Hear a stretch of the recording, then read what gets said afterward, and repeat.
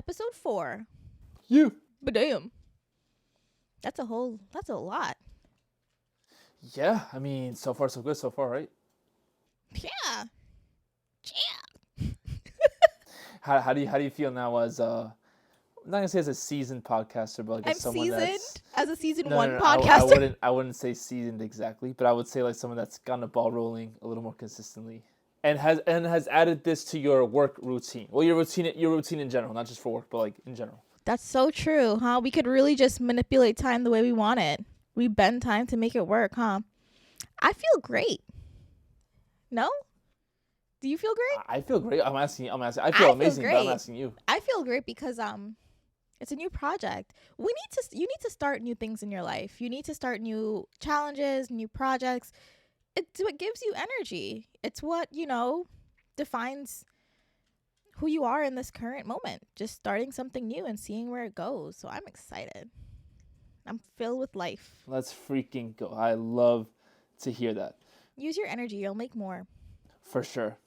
All right, so what's up, Zim Zim? What are we tapping into hey guys, today? welcome to episode 4. Welcome back. Thank you so much for all the questions and the support, the continuous support. We are now in our 4th episode. Feel free to like, share, subscribe, and keep sending in your questions. And the Instagram is Zimzima. Send it over to Zimzima. Just keep sending them. I have a whole ton that we still have to get to, but just keep sending them in. Okay, so I think we should get right into questions. Do you want to get right into questions today, or is there anything you want to get off your chest, or things that do you think the people off my chest? How much time do we have? Nothing get off my chest. I think right now I'm just really focused on my time management and my goals. I've been doing this intermittent fasting where I'm only eating from 6 a.m. to 4 p.m. I've lost a few pounds, I'm not going to lie. Nice. So intermittent fasting is actually a good way to go about it.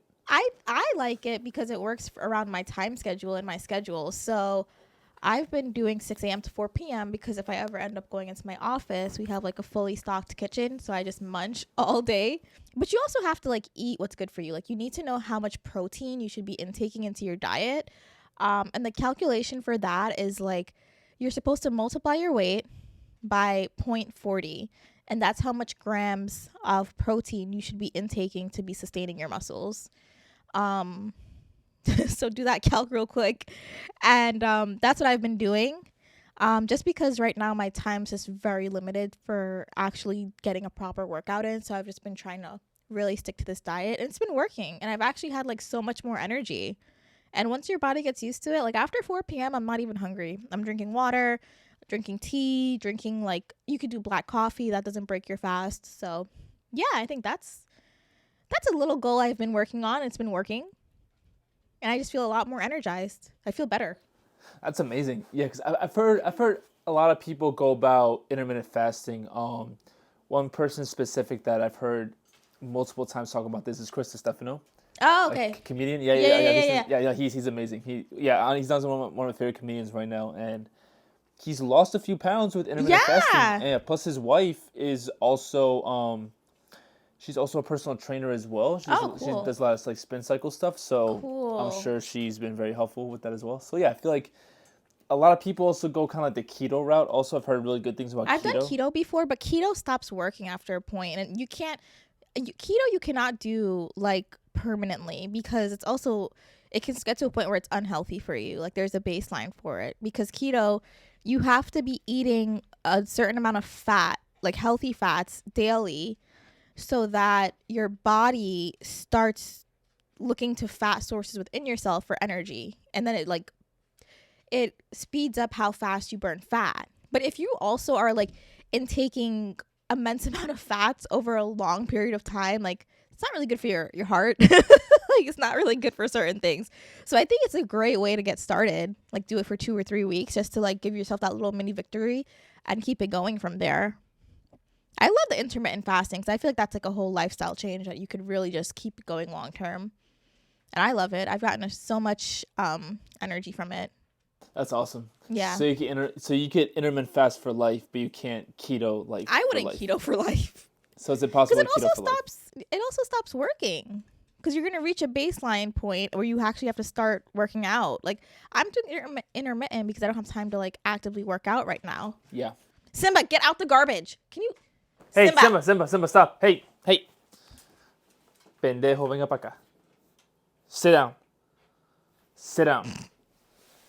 Eating garbage. Yo. Like we're out here in the old country. This dog, he eats organic. Farmer's dog, and he's in the garbage, this child. Okay, so what do we have for questions today? Oh, I actually wanted to ask you a question. Oh! Yeah, I just want to ask you a question. Nothing spicy, don't worry about it. This one's business related. Okay. So people That's can't spicy. see. So people can't see on camera right now, but you have your dog Simba with you right now. But then you also have another dog named Carter. Yeah. That you're dog sitting for. And I don't think you've told people enough about your dog sitting services. So why don't we get into that a little bit? Oh yeah. So the dog sitting business, I think especially if you're interested in getting into it yourself, there's just so many dogs out here. Or if you're a cat person, there's a lot of cats. If you're a bird person, there's birds. Yeah. People need people to help them with their pets. That's just what it is. It takes a village to raise your fur babies. My dog sitting services, I've been doing it for like 4 to 5 years now. I have my own requirements, which are I don't take any dogs that shed, just because I have yarn everywhere and I live, by myself. So I would have to clean up the mess by myself. So that would be a lot for me. And also I don't do any dogs over 25 pounds because you have to be able to pick up the animal in order to show that you are the dominant entity in the room. So I'm not going to, babysit a 50-pound dog because I won't be able to pick that dog up and, assert myself. But yeah, those are my dog sitting services. I've had like a few clients that have been with me for quite some time, a few years. They're basically family. They basically live here. It's their home. I just vacation here, apparently, to them. And they're really good friends with my dog. And I think it's great for the socialization. I think it's great for activating their herd mentality, which is what animals need with each other, just like humans, right? We need to be around other humans. Dogs, they benefit so much from being around other dogs. They learn new things. They learn how to communicate. Yeah, I love it. I think right now I have like 5 clients that are like my main clients. They come weekly, monthly, daily, whatever it is. I'm not taking any new clients right now, unfortunately, but I'm sure if you reached out to me, I'd make some exceptions. I do work off of Rover, which is a great, platform if you're looking for a dog sitter. So some people, they like to book through Rover, or some people, they just want to do it, straight to each other. I like both. It's up to the pet owner and myself, what I deem fit. Rover provides a certain level of insurance in case anything goes wrong with your pet. And also, if I do off of Rover, I make sure that the animal's vet has me listed as one of the caretakers, just in case I ever have to take the animal to the vet. And if there's expenses that need to be covered and things like that. But yeah, that's my dog sitting services. I have Simba, I have Carter, I have another dog named Mandu, I have Better. Mandu and Better are rescues. So it's just interesting. I think part of having my own dog is what helps them assimilate to the environment.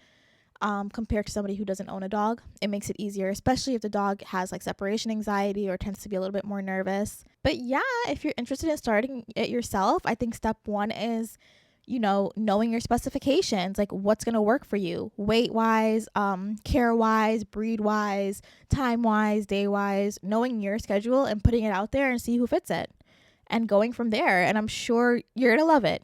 It's great for the human. It's great for the animal. It's just have fun with it.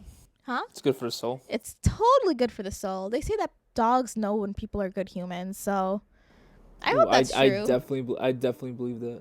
Yeah. And the dogs are they keep me sane. Honestly, yeah. I don't have any dogs of my own, but I do have cats. Oh, yeah, and yeah. my cats honestly do keep me sane. I love dogs also. I just never grew up with dogs because my mom wasn't jacking that. She wasn't jacking that. I heard that men who like cats over dogs, it's because they're used to. Let's hear it. Let's hear it. It's like my favorite pickup line. Like, oh, you're a cat dad? Oh, it's because you're used to giving affection and not getting it back.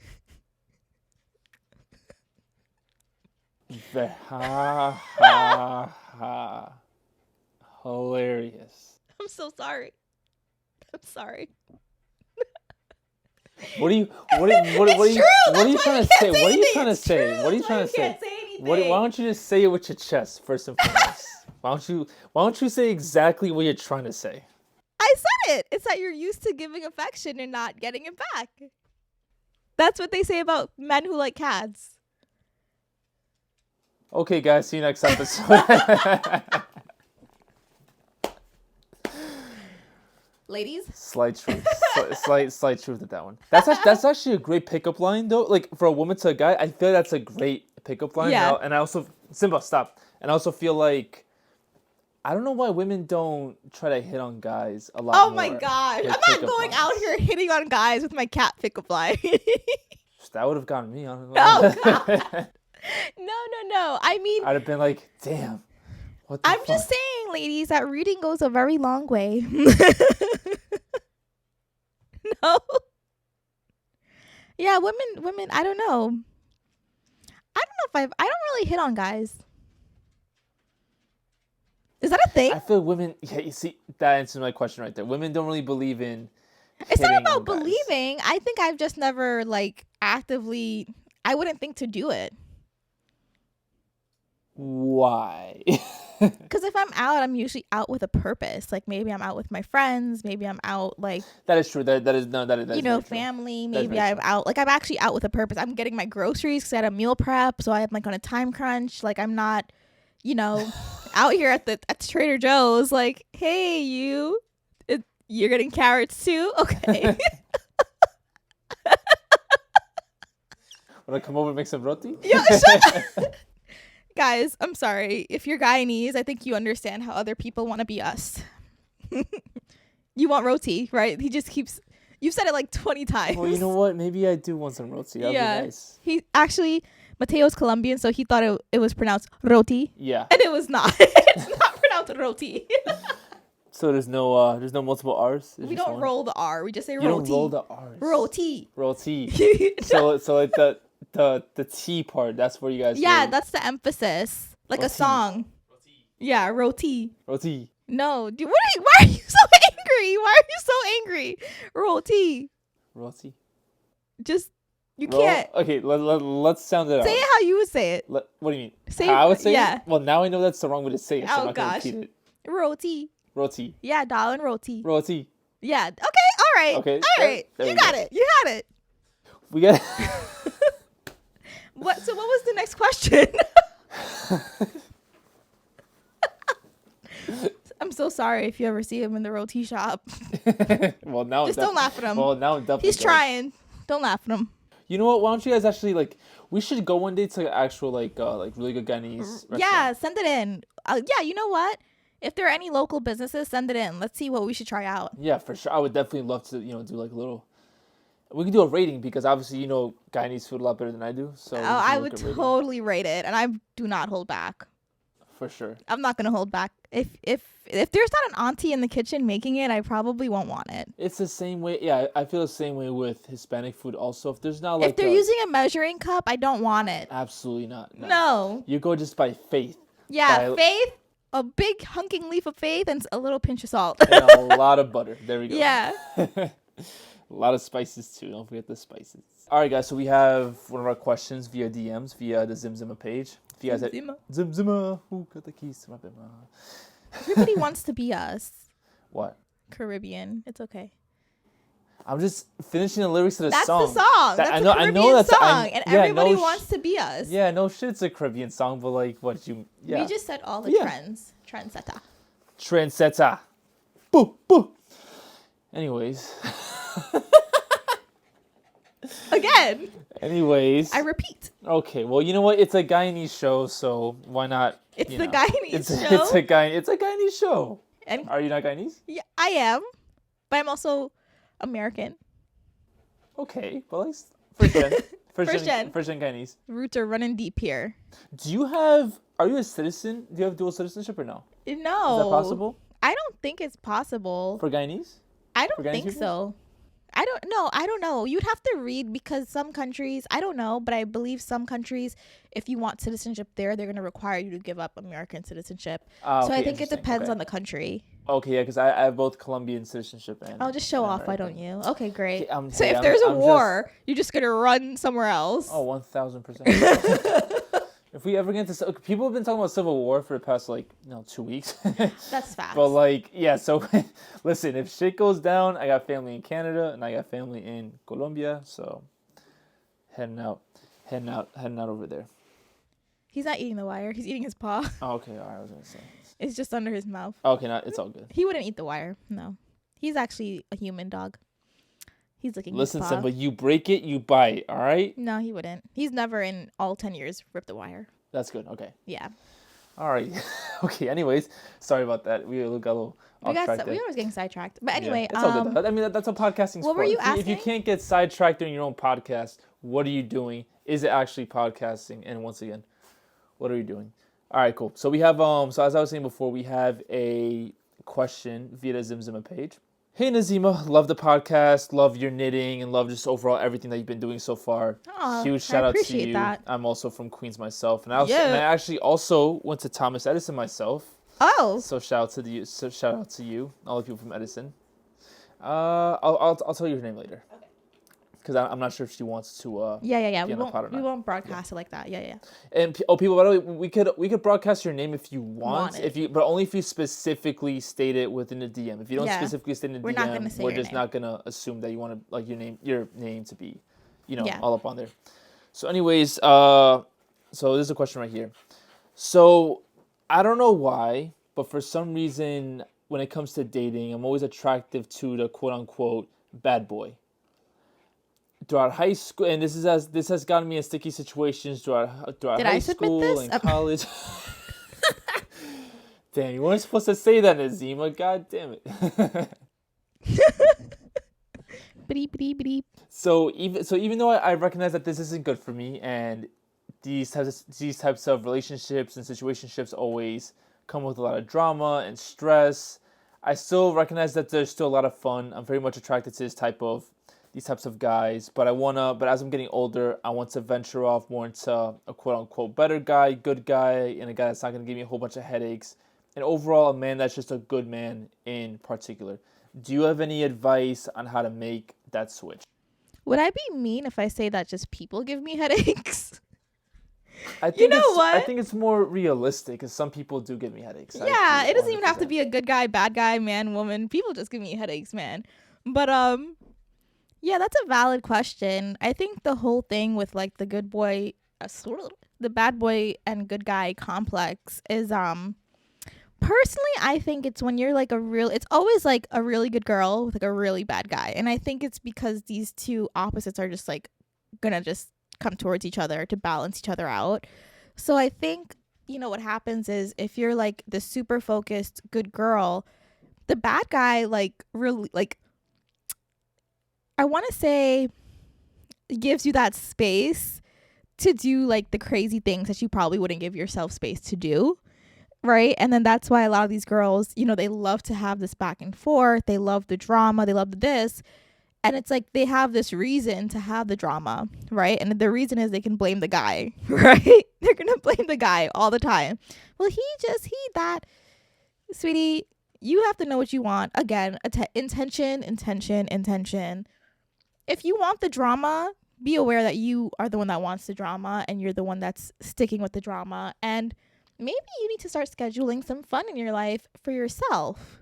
And then maybe when it comes, you won't be projecting it again, talking about the choice of power and projection versus, recognizing how much power you hold and how much power they hold. You're projecting, right? You're not balanced enough within yourself.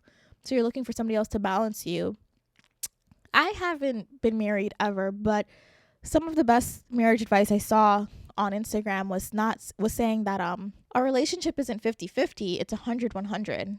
You both need to be, balanced individuals. So if you want to be going after the guy that's, in your mind, the good guy, the stable guy, maybe instead of looking for the excitement through a guy, plan some fun things for yourself. That's step one. You clearly need some excitement in your life. which is why you're following, this guy. And also, again, intention. What does a good guy mean to you? Is it a guy that has his priorities straight? Is it a guy that has goals, ambitions, is working on himself or working out every day? What's a good guy to you, right? I don't want to say write it out, but maybe write it out and give yourself some space around that and set your intention and be actively aware of why you as an individual are constantly being attracted to the bad guy. If it's because you're too serious all the time and you're working all the time and you're not doing anything fun for yourself, that's what's going to happen. Your body's going to want to be balanced, and that's where you're going. You're going through the excitement. You're going to the fun. You're going to, yeah, this is so exciting. I can't wait to tell people about this. That's what I think is the complex, no? I agree with that. And I actually like that you were very, you kind of face accountability with that. You have to be accountable. Yeah, because at the same time, and the same thing goes with guys also. I feel like guys can also, in that sense, be like, oh, like, I'm always attracted to women that are just, like, always on this scene and are no good, and, like, it's this, and that, and the third. And I'm like, yeah, well, like, who's telling you to actively seek and these date women, these people and talk to these types of people? No one's forcing you. Like, no one's telling you, hey, you have to go for, like, the bad guy, or you have to, the bad boy, or you have to go for, like, the bad girl, whatever that may look like or, be described as, So, if you want a different type of guy or a different type of woman in your life, you have to kind of rearrange and recalculate how, like, what your morals are, what your values are, and I guess your ideal woman or man has to emulate that. Maybe not perfectly exactly how you want it to be, but there has to be certain things you're like, okay, these are non-negotiables, and these are things that non-negotiables. If I see these That's things, true. if I see specific traits or aka red flags, I can't just kind of let it slide. Or maybe I can, but I have to keep that in mind and That's kind of be so true. calculating. That's why people end up with, dating like one person for years and then they break up and they were just like, well, why were you with them for so long if you weren't on the same page? Well, because they didn't have their non-negotiables. They didn't have their intentions. They were just dating and just seeing where it went. Have your non-negotiables and hold yourself accountable. You are the only person that has control over your life. And when I say that, I mean, life is going to happen for you. You control your reaction. Hold yourself accountable. You're going to make mistakes. That's totally normal and it's totally human. Be okay with making mistakes, especially when it comes to dating, because people are very dynamic. You're going to change what you want. You're going to change, this person's going to change, that you're going to change.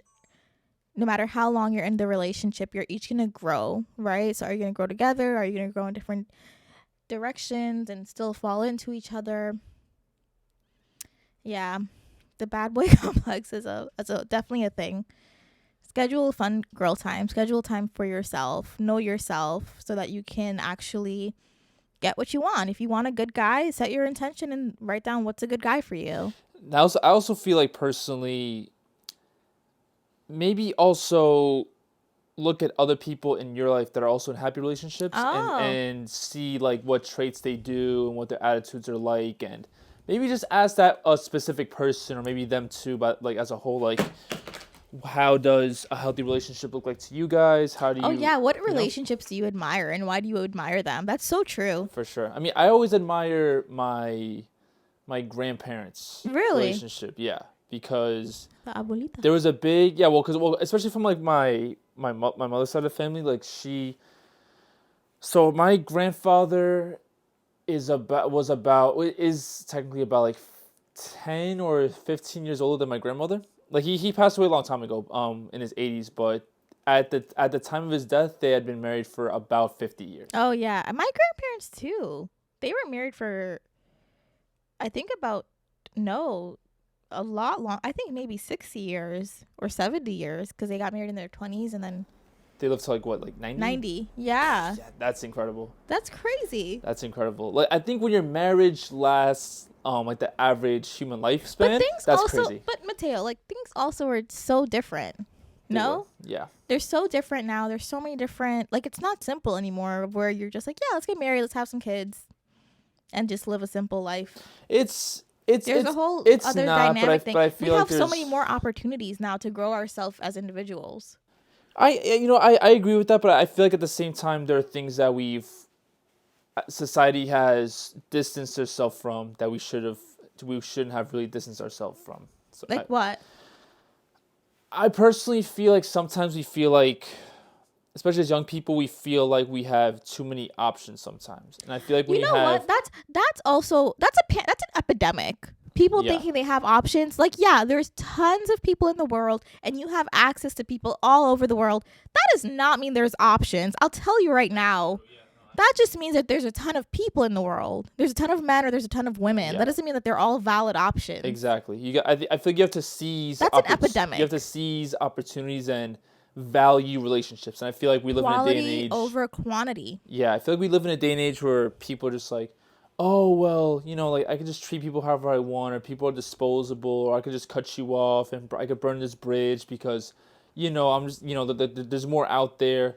And I'm not going to sit here and say that that's not true in essence, but I am going to say that having too much of an extreme when it comes to that type of idea is not good, because then what's going to end up happening is that you're not going to treasure and value specific relationships. So that's what I was going to say. I was going to say that if you think that there are a lot of options out there, then your bar is very low.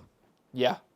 Like, because there are not a lot of options out there. Like, if your bar has standards, if you have non-negotiables, if you have your power and you're looking for somebody else who's in their power, there are not a lot of options out there. So I think that should, again, hold yourself accountable. If you're like, yeah, there's all these no, that means your bar is very low.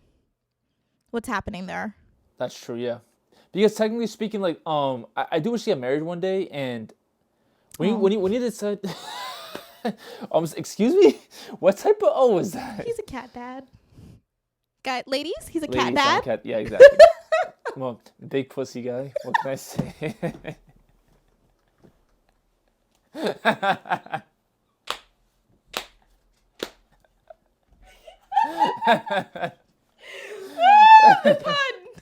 pun. Oh, that was funny. Pun may or may not be intended. Okay. I wasn't ready. I wasn't ready for that. Okay. Yeah. Anyways, fuck, what was I saying? You were looking to get married one day. Oh yeah. So I'm looking to get married one day, and I feel like when you decide to get married, especially as a guy, like, you're choosing the best possible woman for you. That's a rarity. It's like, oh, I found a diamond in the rough, and I found this rare, amazing connection and woman that I want to spend the rest of my life with. Like, that right there is something that that decision right there should come from maybe months or years, depending on what your idea on when it proposes, of, oh, like, this is a special person, this is a special opportunity, this is a special relationship. Let me treasure this, feed it, grow it, expand it, and let me not fuck this up, and let me do everything in my power to make sure that this grows onto something big. I feel like I will say I feel like the best relationships, by and large, every relationship looks different, but I feel like by and large that's the one concept that kind of stays there, is that, okay, like, I met this person's incredible, amazing in multiple factions, let me not fuck this up, and let me just grow this out, and see how far it goes. And when you decide as a man, hey, let me propose, that's the next step of, like, okay, like, I value this, I treasure this, let me just make this permanent and grow it out even more. So wow, I feel like I'm the Tin Man, and I just grew a heart. That was when I grew the heart, right? That's not helping your dating prospects. Just letting you know. And I'm also keeping that in, by the way. So I'm not cutting that. I'm not cutting that out. Yeah. Why is it cutting my dating prospects? I do feel like society just it's made women numb. It has, because there are so many women who I know have it together. They have the job. They have the physical appearance that amplifies their beauty. They have the personality. And then are settling for these men that are not on their level, and it's such a weird self-sabotage thing, and it numbs them because then they identify like they're so used to shitty men that they're numb. They're numb because they keep settling. So it's another true. epidemic out here. Stop settling. I do feel like settling because date on your level and above. Yeah, for sure. The thing with settling also when it comes to relationships, you shouldn't settle with life. I do feel like there's things that you do have to like. I think it's a balance of both. You can't have the highest of expectations, and you should be happy with what you have, and doing less with more. I feel like is something that is a big like component in living like a happy, grateful life. But at the same time, also you shouldn't settle for like, oh well, I can only get this type of person, or oh like I'm not good enough for like a man that loves and appreciates me and treats me with respect or dignity. Your power, knowing your power. For sure, and from a man's perspective also, like a man has to know his power too. Yeah, don't just go out there for like, quote unquote, the baddest bitch, or for like the girl looks the best or whatever. No, like if you could be the most beautiful woman on the planet or most beautiful person on the planet, and you could also be the meanest person. You could be an asshole. You could have the personality of your intentions are just so mean. Exactly. So, and not healthy and toxic. Yeah. For sure. So listen, like I've met people that have gotten divorced in their 20s, remarried in their 30s and 40s, and even 50s. I feel like when you find a person is when you find a person. And we've spoken about quality over quantity before, and I feel like I'd rather spend 20 years happily married until I die, as opposed to 40, or as opposed to 10 years divorced, or 20 years divorced, or 30 years in divorce, and just like prolonging this process of your growth. Yeah, of my growth, and dealing with somebody that just that ain't shit, Well, they say that men don't reach emotional maturity till their 40s. Who said who? Why are you mad? 40s? So we don't mature. You're interpreting that the wrong way. You just said men don't reach emotional, the peak. No, the peak not or just peak.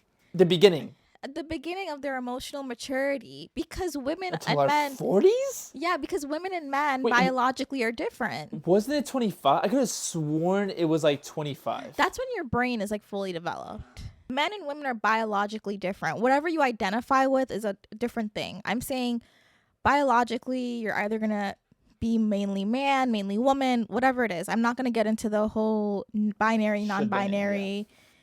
No, stop it. I'm just saying. Oh no! I'm not saying like in a group. I'm saying like that whole topic is like it's a very broad topic. That's a very broad topic. Yeah, that could be saved for like another conversation. Because even if you have people that are in a relationship, somebody identifies as a man, somebody identifies as a woman, right? That's just like what the energy is. Biologically, men and women are different. Women mature mentally faster than men because of our periods.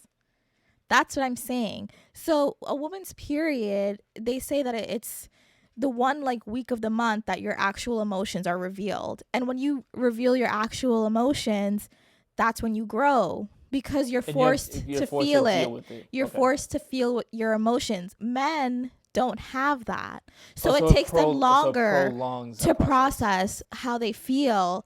And then by the time they're in their 40s, that's when that really starts solidifying, and they start taking in like, wow, yeah, that actually made me feel like this. And now I want to, they start reacting to these feelings. Got it. Okay. That's what I'm saying. So. Okay. Got it. Oh, yeah. I didn't. Okay. That's what I meant, like biologically. That's what I'm saying. Men actually don't reach emotional maturity till their 40s. So I actually think men should be having children in their 40s. I'm not trying to dictate. I'm just saying they might have more time. They might have more emotional capacity. They might have more money. They might have more available. Yeah. You know what? Actually, I actually agree with you 100%. I mean, I'm not telling anybody when to have kids, or when to do anything. Like, do it when it works for you. But I'm just saying, from what statistics and biology and science, all these things have shown. Even like today's day and age, I actually agree with you. I honestly, I've never seen myself having kids hypothetically until at least like my mid-30s. Yeah. Like I never, because, and I think a big reason why I see that for myself is because my parents had me and my sister in their late 30s. Yeah. And they were able to, my parents came to this country in the late 80s, early 90s. that's hard. That's a hard that's time. hard by You're itself, trying to solidify so, yourself. yeah, so I feel like they did a very good job at getting married, starting that, building something sustainable here in a separate country, and then having me my sister. That way, like, everything was like, they've done a very good job at like laying that foundation for both of us, which is not easy, and I definitely appreciate that. So please don't get defensive when I say that, man. No, I'm sorry.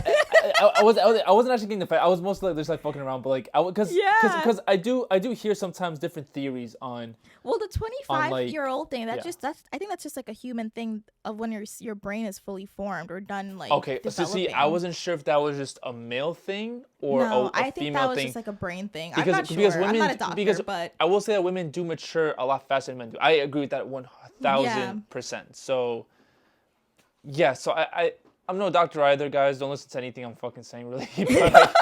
But don't take anything to heart. These are just experiences. Yeah, like, we're not. Disclaimer. Yeah, disclaimer. Part of the conversation Don't sue us. is not. We're not surgeons. We're not fucking geniuses.